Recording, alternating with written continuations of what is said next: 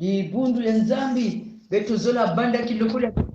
ya bubu yai mercredi na nkumbu ya mfumu ya betu Yesu Kristo. Que la grâce et la paix vous soient données de la part de Dieu notre Père et de Jésus-Christ notre Seigneur et Sauveur.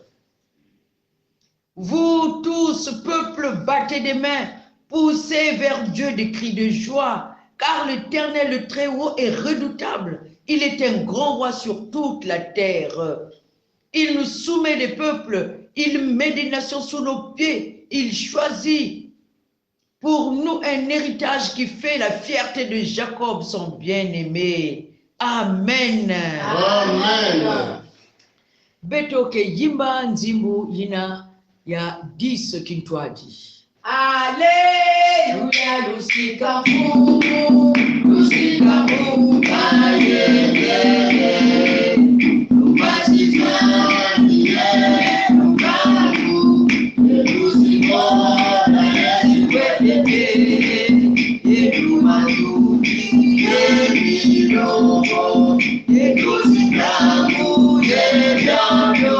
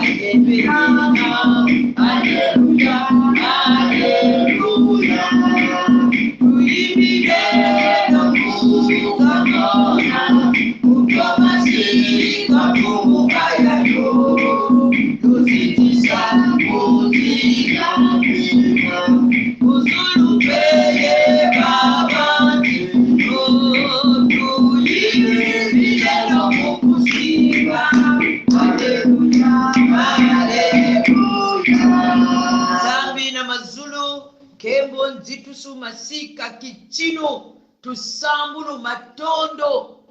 vutukana nge dizulu kina kusika nge betu peda toto betu zula sika nge na suka yai betu zula nangu na bachima ya beto na mesu ya beto na kutala nge nikisika nge mevanda na nzitusu ya nge na kiandu ya nkembo. O banchima ya beto, miele ya beto, mpeve ya beto, kena kutalange, beto kena kukikulula na tetesa kena kuzangula nge nzambi ya longo na longo. Matondo na kidumbu yai, matondo na suka yai, matondo na pipa nyonso. Beto kena yadi sange kidumbu yai na kilokula yai, yala yau, nyonso yena kenuta tusamu na bangimudulu mambo yange na isi ya lujalu yange. Kaptu di la betu mpepe ina na kontesa betu na distraction ngemo sikuza mmoki sa betu kasi lemvo kila pebeto samu betu ya kulunga be ina betu na kubwabwa na nange kuiza tuadi sa betu na nkumbu ya Yesu Kristo. Amen. Amen. Matondo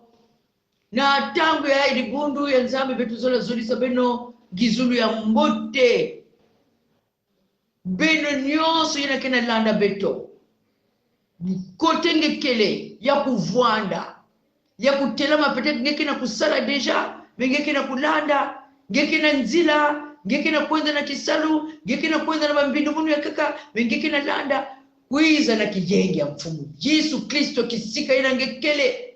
yani jambange kota na lukutukunu na levo ya nzambi ya beto gizu ya mbote na commission technique nzambi kujamba beno tata nzambi salila beno pe na lulendo nyonso bika beto nyonso tuiza kwetu mu tata nzambi atusamunanga katusalilanga Mungu ya nzimbu pesa mbote nguto suri na pangenge tingi mona na Yesu Oh,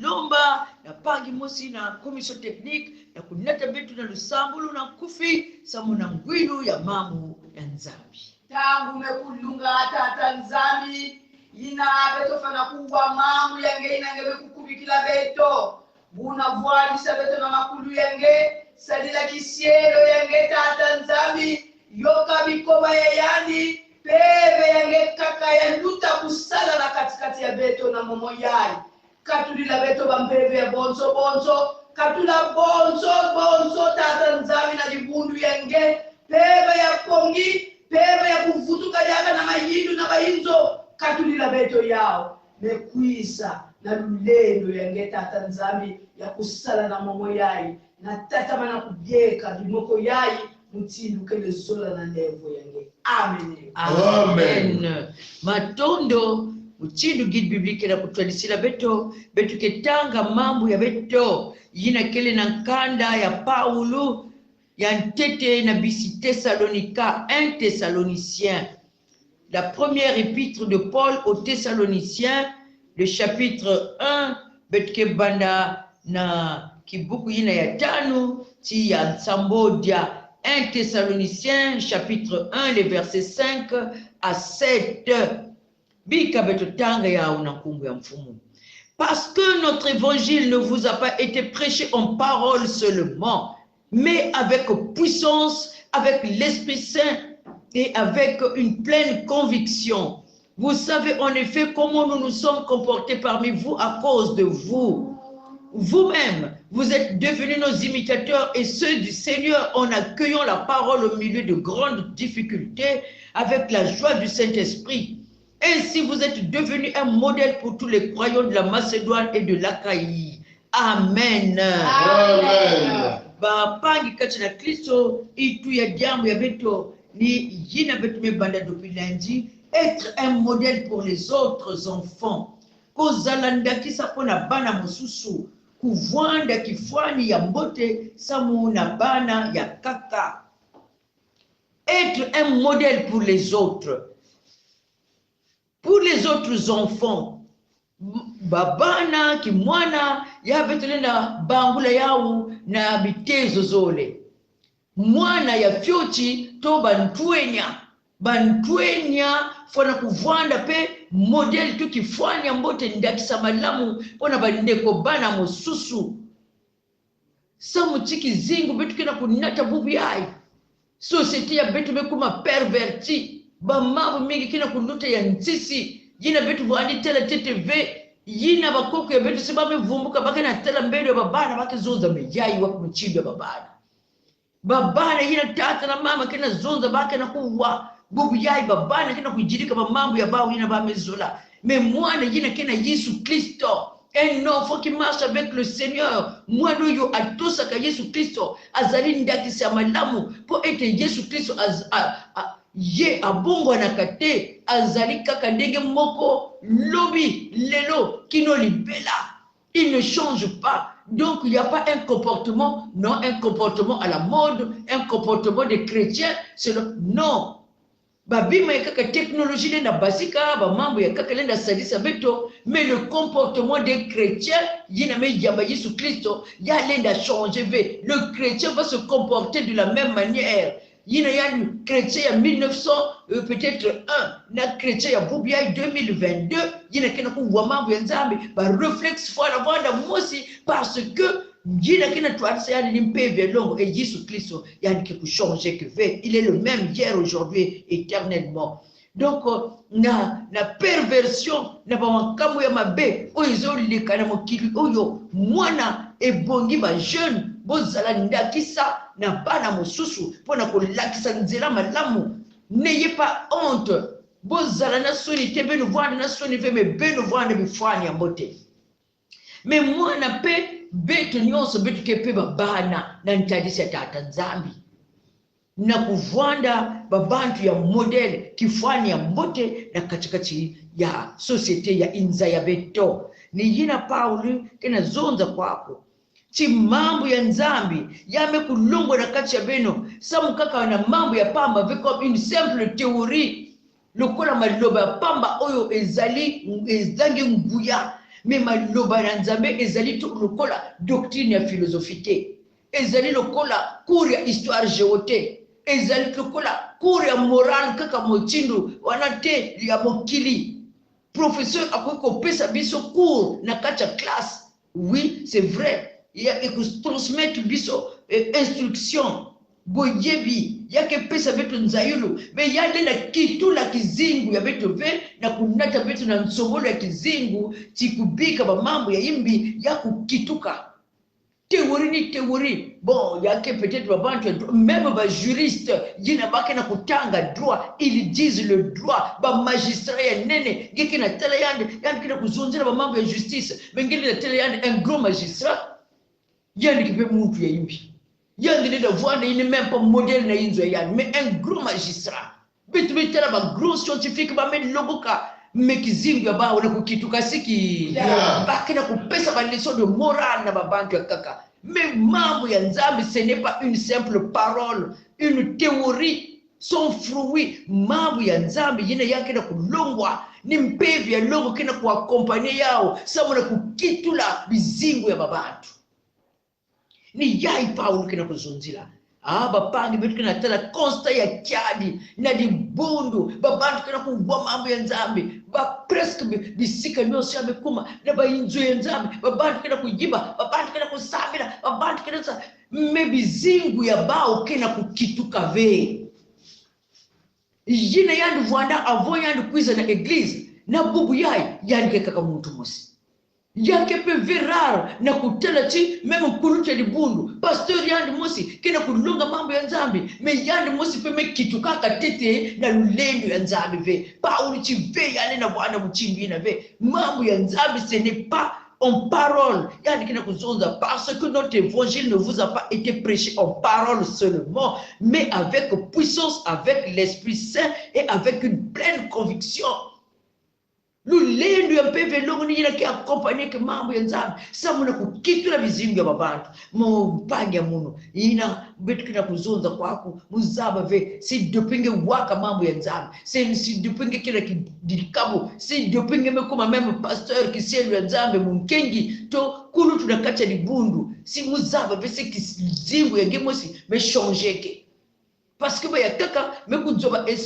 ba responsabilité peut-être comme la connaissance yange ça mona ndwenga yange mais est-ce que réellement ngeke kimbangi ngeke kizingu yange kusobaka na mambo ya nzaba si kizingu yange na bonté ya changer pangi ya muno zabachi ya ni tangu zonza na mpeve yani kota na chima yange yani kitu na kizingu yange mambo ya nzaba vwanda ruchini ya pamba vena kizingu yange sino ngeke vuka ve. Mais il y a la kizingu yange parce que la parole de Dieu, ce n'est pas seulement une simple théorie, mais elle est accompagnée de la puissance du Saint-Esprit. Yina oyo bongo la kabomo ya moto. Ni yina yani kina zonza chibeno mezaba, muchindu betu mevwanda na katikati ya beno. Muchindu babantu yina mekupesa beno kifuani ya mbote. Ba exemple ya mbote betu mevwanda na kacha beno na kupesa beno pe bifwani ya mbote na beno mosi pe yina beno meku wa mambo ya nzambi beno meku jamba yao même au milieu ya bapasi na kacha na bapasi bo yambi maloba na nzambe na esengo nyonso esengo ya molimo mosato po ete na kacha pasi boto akukoza na esengo te soki ezali na mbuyara ya molimo mosato te kaka ni mpeve longo ke pesa aka betu kiese ya kujata na yiso kujamba mambo yandi meme na kacha bapasi yina muntu nenda sala ya uve parce que pasi ki katolaka kese na muntu me betu betala memba kwa Kristo ya kaka na kacha ya bapasi bakena kujimbira bakena kusambira na kacha kibaka na pena kacha kese samu chinyonso ina kaka ni mpeve ya longo kina lulendo ya kupesa yao na yani kina tatamana chibeno mosi pe samu chibeno mekuwa mambo ya nzambi na beno mekuma beno mosi pe bifwani na kati ya Macedoine na kati ya Akayi babantu ina kina kutala beno yina kina kutala beno bakena tala chibabantu ya imekukituka babantu ya imekuma bifwani ya mbote babantu ya imekuma babantu na betu nenda sala confiance abetu nenda landa mbelu ya bao pangi ya muno ngebanda kuwa mambo ya nzambi dopitama kwa Kristo ya Thessalonika les Thessaloniciens bayoki maloba nzambe bango moko balandi pe lolenge ya kosalela ya batoma lokola baPaulo pe bango moko pe bakomi ndakisa ya malamu liboso na bapakano yina betu kena tala beto peta atanzambi salisa beto singeke kisielo ya nzambi kotenge ikele ngeke kulutu na libundu jindula eske betu kena kusala munu ya kena kuzonza eske betu kebifani ya mbote na ntadisi ya libundu ila betu kena kulonga to betu kena longa kaka teoria pamba jina ke ve accompagner lulendo ya pevi ya longo e betu mosi pe betu kele ve kifani ya mbote parce que betu lena zonza mambo ya nzambi me betu kena vumina mambo ya nzambi ve e jina betu kena kutalana betu kebifani ya mbote ve parfois betu miskondalize babantu engeyina mejamba mambo ya nzambi eske ngeke kifani ya mbote na kacha inzo yange ngelenda vwanda na bakana na kento na buntete ya vwanda kukula na kimpeve ninge muntu kesambilaka me eske na babani yange na kutala nge kifani ya mbote na kisalu yange ngeyina kena kulanda munu eske ngeke mekumaka model samu na ngwilu ya mambo ya nzambi na karcha nge na kacha libundu na likabu yina nge kele eske banzonzuri yange kena bomba babantu tukula kukwamisa babantu eske nge kena kukwamisa babantu bimino babantu bemele bakana samu nange parce que bakana tala nge ngeke kulucha libundu ngeke sambilaka ngeke chrétien mena musala na yo ozali ndakisa mabe bizaleli ya mabe babantu zaba chingeke sambilaka ve ngaya zola voada même si beto mezonza ve mena nsalulu ya beto na nzonzo ya beto na mavanga ya beto babantu tala beto bifanya mbote na bakwiza na Yesu Kristo beto voada babantu lekena kunata kutia bika nzabi salisa beto voanda bifanya mbote yina kelanda Yesu Kristo na Yesu Kristo tala na kati yange na kati ya munu samu babantu kuvuka bika nzambi sakuna mambo yayo amen Amen. Luc 10:19 Voici, je vous ai donné le pouvoir de marcher sur les serpents et les scorpions et sur toute la puissance de l'ennemi et rien ne pourra vous nuire. Luc 10:19 Voici, je vous ai donné le pouvoir de marcher sur les serpents et les scorpions et sur toute la puissance de l'ennemi et rien ne pourra vous nuire. Luc 10:19 Voici, je vous ai donné le pouvoir de marcher sur les serpents et les scorpions et sur toute la puissance de l'ennemi et rien ne pourra vous nuire. Nzambi tata wazola mukulu sata watufikisha limoni watuwana wazola mukulu keto wasipoka Mungu wako daka evitu wawoto wazaa unadungu kedumisa kituru ati Emmanuel, Emmanuel, Emmanuel, Emmanuel,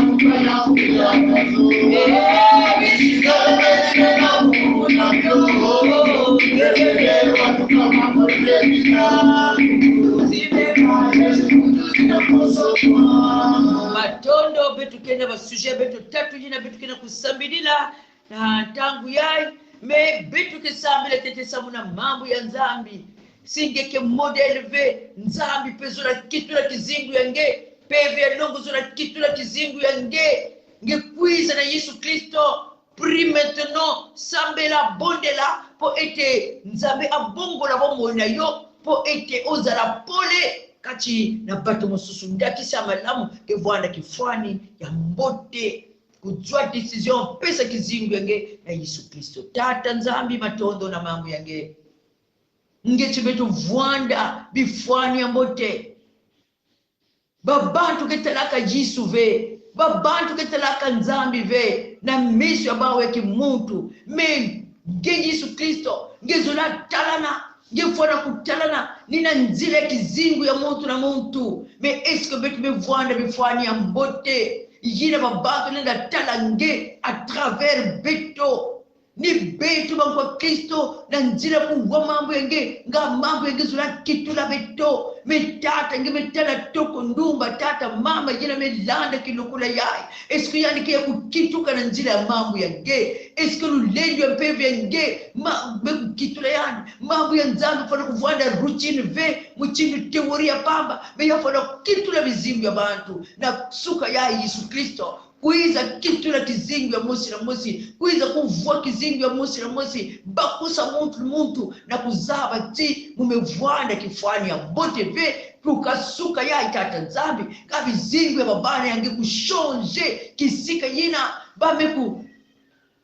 chola kumbu yange bame kuvueza kumbu yange sabu na betu bakwa Kristo na partir ya bubu yai kumbu yange kukembo so batala nsobolo chi vraiment muntu yai donc yani ke mwana nzambi ya makedika kitu la muntu na muntu mambo yange mpepe yange kota sabu na kunata lulendo ya kitukulu o tata betu kina tata mana na kujekula bimbevo ya muchindu na muchindu ina betu nenda site ve jina ba medecin pe mezonza pe ba me espoir ba me manisa majela me manisa me majela ngeke manisa akave lulendo ngeke manisa akave ya bwana bimbevo ya suni ya bwana ya mnyela ngezaba ba mfeto koso nyonso ngezaba tu lendo ina kina kwamisa ba mpepe ya imbi kina kwamisa babani yange samu na kunata bimbevo jina kina kulemba na kumanisa mena nkumu yange Yesu Kristo bika bijimbu na bimbangu kutalana na banzutu ya babana yange bimbevu ya kakelenda vwanda pe ya mayindu ya bab difficulty yina sasa na kina kunachina babana yange katula yao bidisa yao seba yao na nkumu yange Yesu Kristo ndungu tadana sadisa ichi ya betu ba election tout la Seigneur conserver kizunu batela kimia na mboka na biso ba election oyo eleka na se ya mokano na yo ya molingo na yo na kimia na yo Yesu Kristo tia kimia na mitema ya bakongolais nyonso yo moto yebi ba réalité ya congolais tikete osunga congolais osunga biso Yesu Kristo tambolisa mboka na biso pe komo na yo bobele do kumu kati na biso o tata nzambi betu kina kujekola nge retraite ya mayama kwenda na libundu yange vutuka na libundu yange bwaba na libundu yange kubika libundu yange bandongolo byange mbudulo tusamu kuvana isi antwadusu yange matondo samu chingeke nzambi na kina kugwila beto na mkubwa Yesu. Amen. Amen. Matondo samu na kidokula yai tata na mama beno melanda beto matondo na samu na pasos ya beno komisio tekniki matondo mingi na beto ke kujimbila kibuku ya nzimbu samu beto mani salukuta kani Utolele kwa dhambi zangu Ule Bwana nipeti kutangana. Munua wanura yegebe kolosi tukabudanganya. Munua wanura yegebe kolosi tukabudanganya. matondo tatamana na kusikimisa libundu yange na nata libundu yange na banzila nyonso muntu na banzila yandi na ba programu yandi Yesu nata twadisa tatamana vunga